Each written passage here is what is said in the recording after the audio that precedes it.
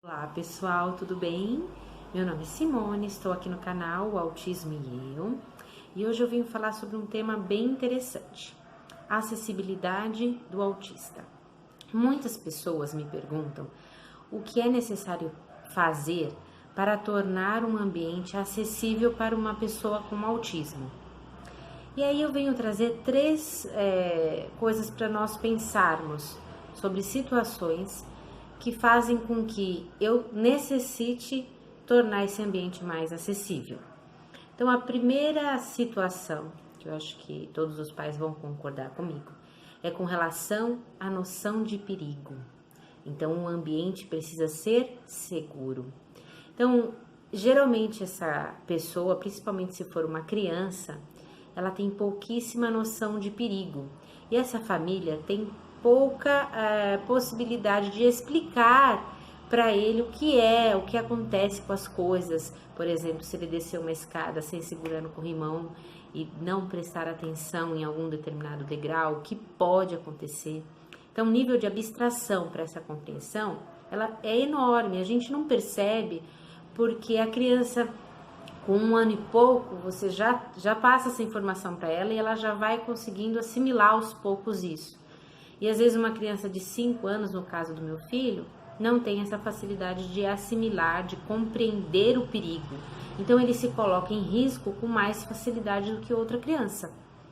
Então, tornar esse ambiente o mais seguro, seja ele parque, restaurante, casa de família. Então, perguntar para essa família, olha, como que é essa criança, como que essa noção de perigo, como está, ele pode nesse ambiente assim, assado, porque a família pode nortear como você pode preparar melhor esse ambiente para receber essa criança de maneira segura. Até para que essa família possa se sentir à vontade de ir nesse lugar e permanecer nesse lugar como um local também de descontração para todos.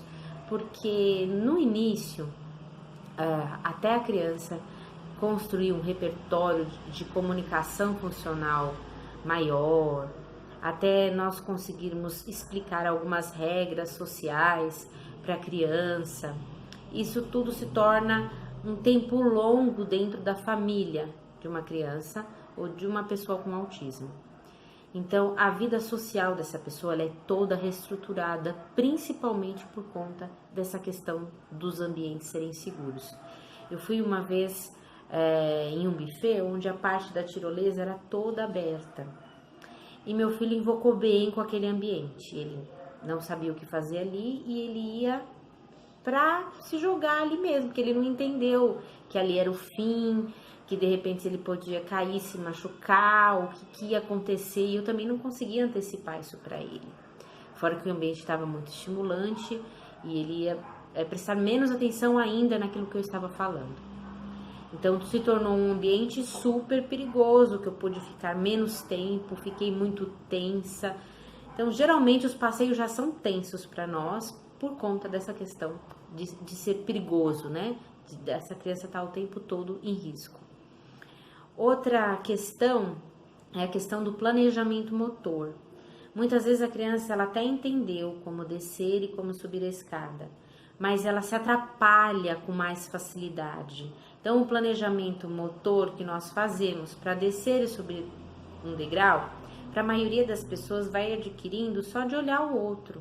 E para eles não, isso é ensinado de maneira repetitiva e retomado por um bom tempo, porque eles podem esquecer de algum detalhe, esquecer do impulso certo que eu faço para descer com a minha perna e me colocar em risco dentro de ou ambientes que são mais inclinados por conta do planejamento motor.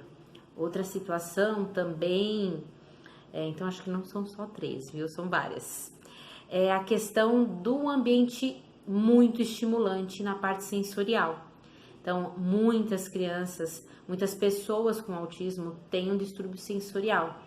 E se dentro desse ambiente for um som muito alto e essa criança tiver uma sensibilidade auditiva, esse ambiente ele vai se tornar um ambiente também agressivo para essa criança. dando possibilidades de ter mais crises, de comportamentos inadequados, que essa família vai ter que ter um manejo todo de comportamento para adequar esse ambiente para a criança, e vai ficar pouco tempo também nesse ambiente, porque a criança não vai aguentar ficar. Dentro dos distúrbios sensoriais, nós temos o propriocepção. E esse sentido é o nosso corpo no espaço, que também possibilita que essa criança corra mais riscos de queda, de trombar no amigo, de trombar nas coisas, de se machucar. Então, vocês percebem, existem uma gama de situações que precisam ser trabalhadas, e ao longo do tempo essa criança vai adquirir isso, mas demora. E se os ambientes já estiverem mais preparados para nos receber, nós podemos ter uma inclusão social mais rápido. Então, porque geralmente acontece assim, os ambientes, e isso eu cito escola e vários ambientes sociais, eles pensam que é a criança a pessoa com autismo que precisa ser trabalhada para assim conseguir frequentar aquele ambiente, sendo que essa troca é mútua. Sim, ela vai ser preparada para os ambientes, mas nós também temos que preparar esse ambiente para melhor acolher e colher o quanto antes essa pessoa. Então, enquanto antes eu puder preparar os buffets infantis, quanto antes eu puder preparar o parque, os restaurantes, a casa dessas famílias que vão receber essas crianças, mais fácil vai ser a inclusão, e isso vai poder acontecer antecipadamente, né?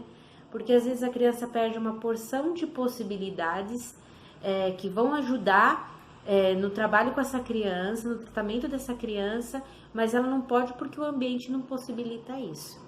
Então essa criança vai ser trabalhada para conseguir superar a noção de perigo, para ter mais repertório de comunicação funcional e se adequar melhor aos ambientes.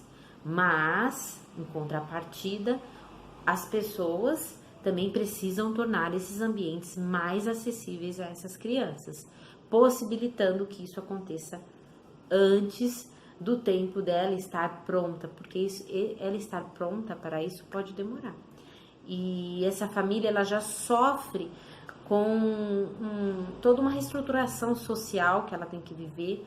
Às vezes as pessoas acham, ela não quer ir em tal ambiente, ela não quer mais sair com o filho, não é. Na realidade, a dinâmica de sair com essa criança é uma dinâmica muito cansativa. O pai tem que estar preparado para isso. Quando eu falo preparado, é entender o manejo de comportamento, entender essa criança, entender como lidar da melhor maneira para que esse passeio, essa saída seja saudável.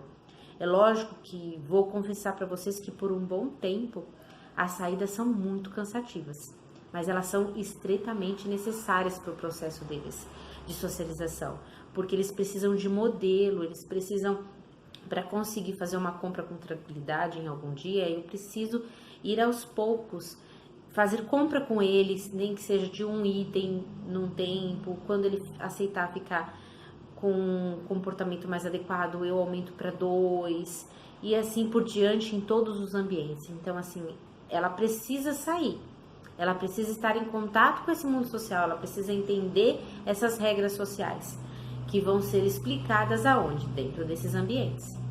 Então, para que essa família possa trabalhar essa criança e ela possa ter uma vida social com qualidade, as pessoas precisam fazer esse movimento contrário, de entender também essa criança e entender o que elas podem fazer para melhorar a qualidade de vida social e para tornar os ambientes acessíveis para essa criança ou essa pessoa com autismo. Eu espero poder ter explicado um pouco essa questão e ajudado aí as famílias a abrirem um leque de possibilidades, os ambientes abrirem um leque de possibilidades e pensar o que eu posso fazer para tornar a vida social dessa pessoa com autismo mais acessível à minha casa, ao parque, ao restaurante, ao buffet, a todos os ambientes sociais que ela tem o direito de estar. Uma boa semana para vocês, Tchau, tchau, dê seu like, compartilhe o nosso vídeo, leve mais informação para as pessoas, porque é isso que a gente precisa para nos ajudar, né? A nossa família aí, azul. Um beijo para vocês, tchau, tchau.